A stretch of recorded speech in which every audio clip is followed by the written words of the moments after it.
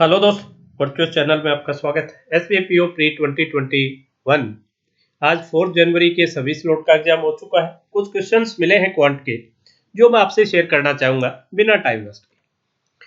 और सेशन में आगे बढ़े उससे पहले छोटे छोटे एक दो रिक्वेस्ट। अब आगे मेंस के सेशन सीजन है पूरे का पूरा, तो अगर आपके पास अभी तक भी कोई टेस्ट सीरीज नहीं है तो प्रैक्टिस मॉक का अच्छा कंटेंट है। प्लान स्क्रीन पे, लिंक डिस्क्रिप्शन बॉक्स में। साथ ही अगर करंट अफेयर्स का पीडीएफ नहीं है तो अफेयर क्लाउड का अच्छा कंटेंट है, बाई लैंग्वेज है, इसका भी लिंक डिस्क्रिप्शन बॉक्स में। पहला क्वेश्चन देखिए क्या दिया है। A sum of rupees Z is invested in a scheme for 2 years at the interest rate of 20%। Rate of interest आपको दे दिया 20% है, टाइम दे दिया 2 साल है, और कोई भी प्रिंसिपल है, मान लो ये जेड है, कोई फर्क नहीं पड़ता कुछ भी है, कोई कौन सा किस तरह का है, तो ऑब्वियस आप सिंपल इंटरेस्ट मानेंगे जब कुछ भी मेंशन नहीं है। A sum of rupees Z is invested in a scheme for 220. A sum of rupees 2Z is invested, और ये तो आपका P1 हुआ। दूसरा क्या हुआ कि अगर इससे डबल कोई 2Z है और उसमें भी टाइम आपका ये 2 साल था, ये 3 साल है, is it in the same scheme. Same scheme तो रेट ऑफ इंटरेस्ट ऑब्वियस है, ये भी 20% है। तो इन दोनों में क्या फर्क आया देखिए, यहां ब्याज कितना the difference between the interest after respective period. तो यहां 2 साल का ब्याज कितना है, आप देखिए प्रिंसिपल है जेड और इसका 2 साल का ब्याज कितना आ जाएगा 40%। यही तो हुआ, मतलब एक तरह से आपका 2/5 जेड बना ब्याज। दूसरे में क्या बना, ऑब्वियस इसमें ज्यादा बनेगा, इसमें 2Z तो आपका प्रिंसिपल है और ब्याज बन गया 60%। भाई 3 साल का तो 60% बन गया, 7 हो गए तो 3/5, 3/5। और इन दोनों में डिफरेंस है 1524 का। आपसे 3Z पूछा है, यहां से आप देखोगे तो क्या निकल के आएगा। ये 2/5 है, ये 3/5 है, तो 3 दूआ 6 और 2 4/5 जेड इज इक्वल टू 1524। तो जेड इज इक्वल टू क्या हुआ, इंटू 5 और बटा 4 और 3Z into 3।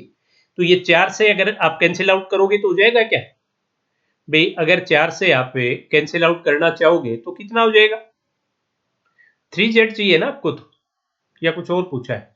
What is the value of भाई ये 40%, या मैं कहूँ 6/5 हो गया, फिर ये 6/5 और ये 2/5, तो ऑब्वियस है 4/5 ही बचे।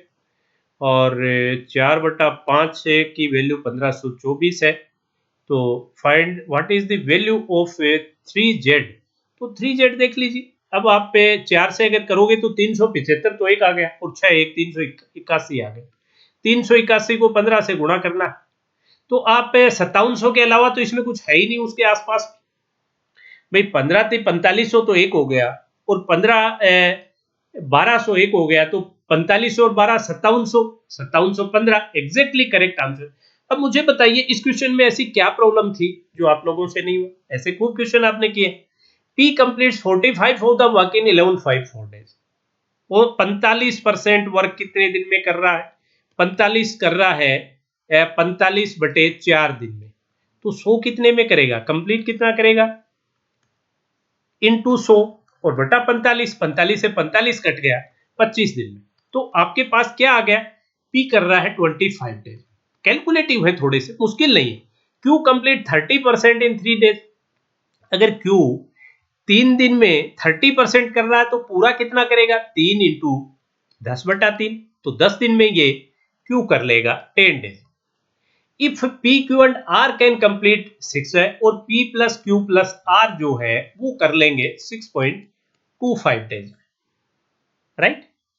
तो अगर मैं इसको 50 मान लूं इसका टोटल वर्क, तो पी कर रहा है रोजाना 4 यूनिट, ये कर रहा है 5 यूनिट, और ये कितना हो गया 6 8 48 8 यूनिट।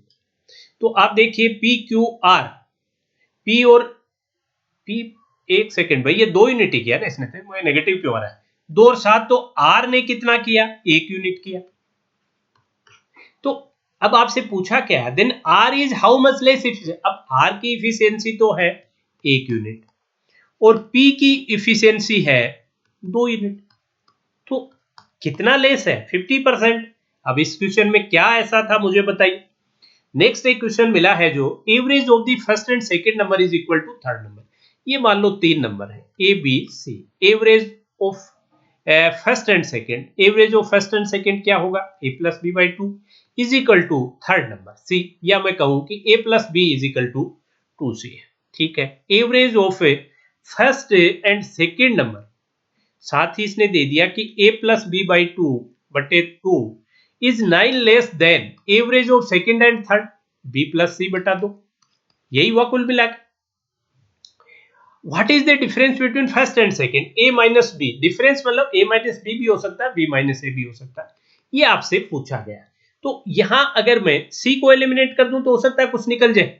c को अगर मैं एलिमिनेट कर दूं तो c इज इक्वल टू क्या है भाई a plus B, c is equal to A plus B तो है, तो आप इस इक्वेशन में रख दीजिए a प्लस बी बटा 2 plus no is equal to B plus A, आपका क्या आ गया a प्लस बी बटा 2 और बटा 2, यही तो है। तो अगर यहां से देखोगे तो कुछ निकल के आ रहा है क्या, a plus B plus 18 is equal to 2b plus a plus b और बटा 2, यही तो है। तो बटा 2 को अगर मैं यहां कर दूं तो 2a प्लस 2b और ये 36 आ गया, ये पोजीशन आ गई। तो यहां 2b और 2b तो कैंसिल आउट हो रहा है, और 2a जो है ये यहां से कैंसिल आउट कर दो तो ये a बच गया, और minus b is equal to 38, minus का है इससे कोई फर्क नहीं पड़ेगा, तो 38 ही आया क्या, मेरे से कुछ गलती हो गई यहाँ 38 था 36 था, क्या था एक सेकेंड भाई, ये हुआ 18 हुआ, 9 दूनी 18, 36 है, 38 नहीं 36। तो ए और बी का डिफरेंस 36 आ गया, 36 को टिक कर दीजिए। लंबा है थोड़ा बट मुश्किल है ऐसा नहीं था। ये क्वेश्चन आई थिंक सभी ने बहुत जल्दी किया होगा, एग्जैक्टली ये क्वेश्चन अपना साइड किया हुआ है। When the digit of 2 digit number are interchange then become 54 more, जैसे ए बी था और उसको बी ए कर लिया तो इससे 54 प्लस हो गया, इसका मतलब क्या है बी बड़ा, और कितना बड़ा है, जितना इसको राउंड ऑफ करेंगे 6 बड़ा। अगर पहला 1 है तो दूसरा 7 है, पहला 2 है तो तीसरा यही होगा क्या 17, और 71 में से 17 अगर आप घटाओगे तो 54, हाँ बिल्कुल सही है। अगर ये 2 हुआ तो ये 9, 2 ही तो होंगे, और थोड़ी हो सकता है कोई 1 से 7 2 से 9, आई थिंक ये 2 ही हुए। और साथ ही ये कह रहा कि द प्रोडक्ट, एक सेकेंड भाई, डिजिट ऑफ 2 बिकम 54 मोर, तो 2 का 8 हुआ ना, सॉरी यार, आता है मैं सोच रहा हूँ क्या गड़बड़ हो रही है, और 3 करोगे तो 9 हो जाएगा। अब इसमें साथ ही आपको दे दिया कि प्रोडक्ट ऑफ 2 डिजिट इज 16, तो इसके अलावा कुछ है ही नहीं, तो what is the original number, तो 28 is the correct option. I think ये तो काफी जल्दी आप लोगों ने किया। 6 ईयर्स हेंस मतलब प्लस 6, यह क्या है P would be 5/6 of Q, तो P और Q का रेशियो आपका 5 और 6 का है। 4 ईयर्स एगो, इससे अगर -4 साल में मैं चलूं तो क्या था, P and Q were in ratio 10 ratio 13, ये 10 और 13 के रेशियो में थे 4 साल। अब टाइम लैप्स कितना हो गया, 10 साल का हो गया, और 10 साल में क्या पोजीशन होगी 10 से 5, तो अगर मैं इसको 3 से मल्टीप्लाई करूं, क्योंकि 10 से कम तो होना नहीं, 10 से तो बढ़ेंगे, राइट। तो अगर 15 में बनाऊं इसका तो 10 से 15 मतलब 5 पार्ट है, और या 13 से 18 बिल्कुल एग्जैक्टली वही है, 5 part is equal to 10 years, या 1 पार्ट इज इक्वल टू 2 साल, 1 साल के बराबर। अब वो क्या पूछ रहा है, what is the present age of R, तो क्यू, पी और क्यू है ना, पी और Q, what is the present age of क्या, हु इज ओके ओके, जो पी से 5 साल बड़ा है, तो पी प्लस 5 चाहिए आपको प्रेजेंट में, तो पी की आप यहां निकाल लीजिए, यहां कितनी है 5 3 15 2 30, 30 है 6 साल बाद, तो अभी होगी 24, और 24 में 5 जोड़ दीजिए 29। आई थिंक आप लोगों को इस क्वेश्चन में भी हो सकता है ऐसा मोर और लेस एग्जैक्ट क्वेश्चन ही अपना किसी सेशन में किया हो। एक देखिए इन्हें mixer ratio milk and water is है, मिल्क और वाटर का 6 और 1 का रेशियो है, 21 लीटर और मिक्सर इज 21 लीटर इसमें से निकाल लिया, एंड 77 लीटर इसमें जोड़ दिया पानी, ठीक है, added to in mixture. If the total quantity of resultant mixture is twice the quantity of original mixture then what is the amount of milk, तो इसमें कोई और फंडा आप मत लगाइए भाई, क्या था, मैं ये मान लूं कि पहले x क्वांटिटी थी, राइट, फिर आपने क्या की, x थी पहले, और x में से आपने 21 तो निकाली और 77 डाली, तो ये हो गया आपका x प्लस 56। और ये कह रहा है कि जो x प्लस 56 है ये क्या है, ये दिया है कि and resultant mixture is twice of the quantity of original mixture, उससे डबल है। तो एक तरह से 2x is equal to x plus 56। तो x की वैल्यू आपके 56 आ गई। आपसे पूछा क्या है, what is the amount of milk in original, तो 56 में मिल्क कितना होगा, 6:1 है, 6:7 56, 6×8 = 48, 48 is the correct option. I think इसमें भी कोई प्रॉब्लम आपके नहीं आई होगी। एक ये DI जो मिला है, जिसमें एक पाई चार्ट दिया हुआ है जिसमें परसेंटेज के एक व्यक्त दिए हैं कि ये आपके P है, ये Q है, ये R है, ये S है और ये T कोई सौंप रही होंगी, PQRST। और इसमें जैसे टोटल आपको दे दी परसेंटेज, और ये टोटल 400 का मतलब 1% इज इक्वल टू 4 है मेरा। ए ने 40 केक बेक की और 40 में से P ने, और 60% का ऑर्डर आ गया। तो एक तरह से सोल्ड में मानूं तो कितनी होगी, 40 में से 24 सोल्ड होगी, 16 अनसोल्ड रहेगी। इसी तरह के क्वेश्चन बने थे। मुश्किल ये भी मुझे तो नहीं लग रहा। आगे क्वेश्चंस पे देखते हैं। Number of cake unsold from shop T, T से जो अनसोल्ड रही, टी के टोटल थी 60, 15 चौके 60, और 60 में से 90% का ऑर्डर आ गया, तो 54 का तो ऑर्डर आ गया, 6 रहेगी अनसोल्ड, अनसोल्ड रहेगी 6।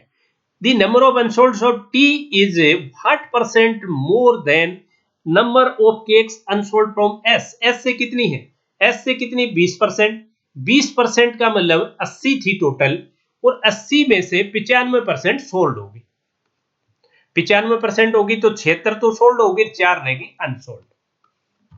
तो ये कितनी कम हुई, 6 - 4/4 इंटू 100, तो 50%।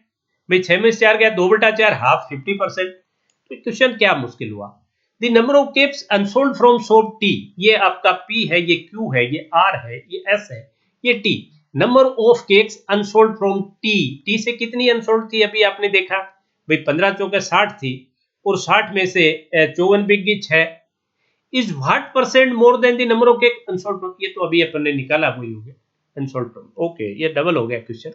चलिए, what is the central angle of cake baked from shop R, तो ये P है, ये Q है, ये R है, ये S है। बताओ इस क्वेश्चन का अगर यही था तो फिर कोई लेवल नहीं है।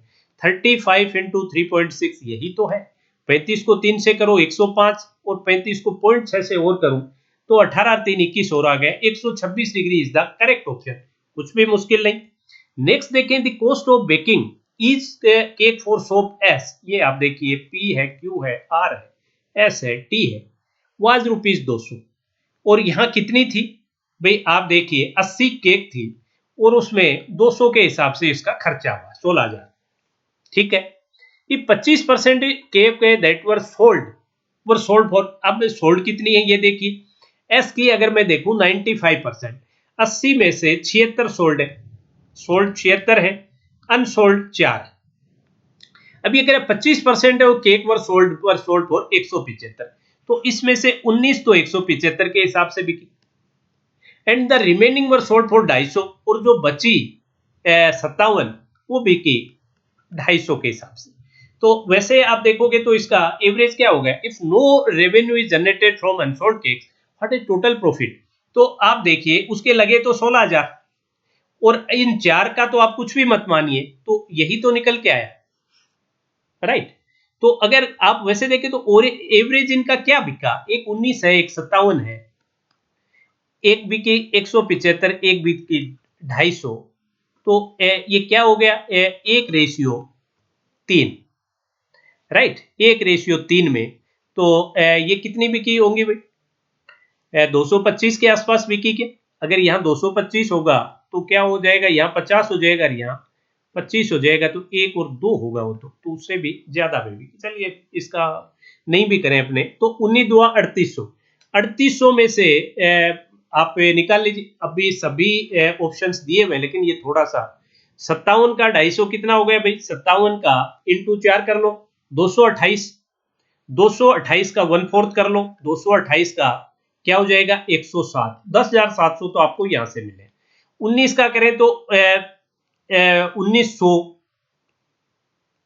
175, तो 19 दुआ 3800, 3800 में से 20 का 1/4 हो गया 500, और 500 में से 19 और घटा लीजिए 500 और प्लस आई थिंक 19 यही बना क्या, 3800 में से गया 3300, 3300 और 7 4000, 14000, 19 या कुछ 14,000 के आसपास हुआ, और ये 16 है, तो 14/16 या 7/8, तो what was the total profit percentage, profit हुआ क्या फिर, ये तो प्रॉफिट नहीं हो रहा है, ये तो यहाँ कुछ लॉस नहीं निकल के आ रहा क्या भाई, ये तो 10,000 में भाई 16,000 उसके टोटल लग गए, 200 में बिकी, तो ये तो घाटे में बिकी 19, तो और 4 हैं वो 0 हो गया, तो इसमें कुछ प्रॉफिट निकल के आया क्या भाई, ये 3800 में से 500 3300, आई थिंक ये 25 हुआ, ओके 3300 25 तो एक हुआ,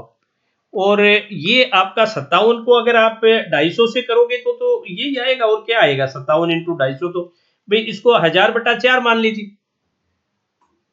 तो 57 का 1/4, ओके ये 14,250 हो गया, ओके 14,250, तो ये आप जोड़ लीजिए, 14 और 3 17, 17,575 शायद, ये 16,000 है, तो 1,575 का फायदा है 16,000 में, परसेंटेज आप देख लीजिए, 2 सिफर आपकी यहां से कट गई, और 160, तो 10% से थोड़ा सा कम, तो 9.84% इज द करेक्ट ऑप्शन, थोड़ा कैलकुलेटिव था भाई क्वेश्चन।